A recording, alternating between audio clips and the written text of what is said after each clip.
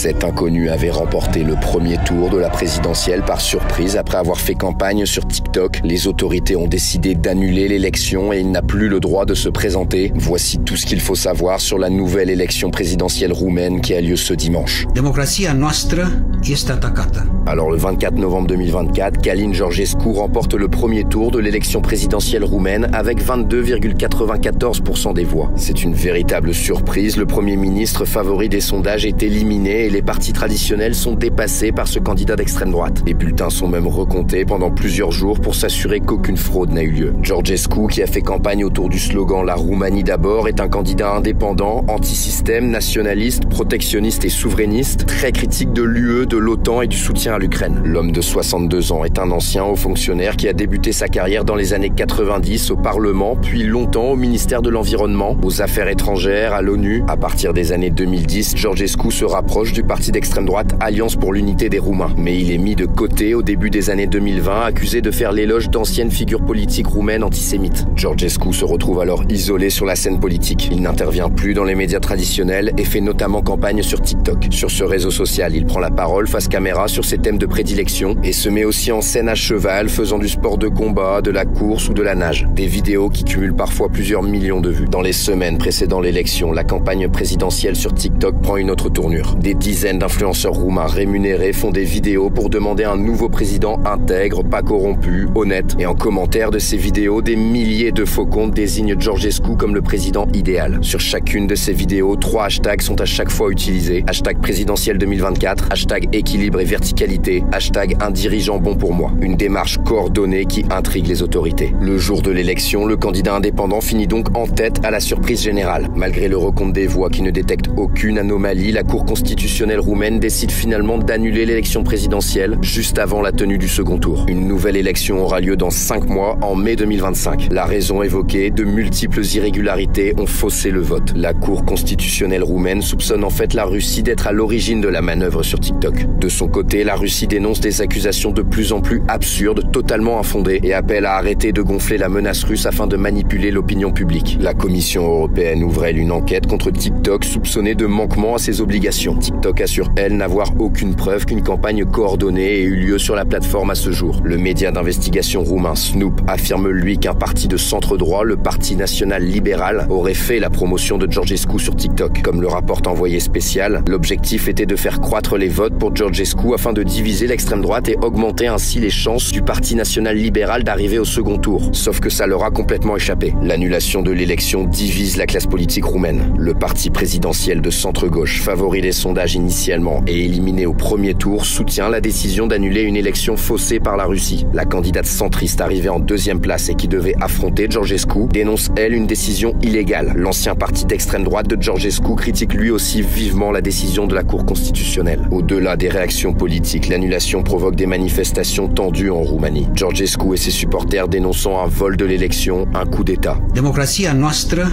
este atacată. Vedem în jurul nostru șefi de partide care tremură de frică.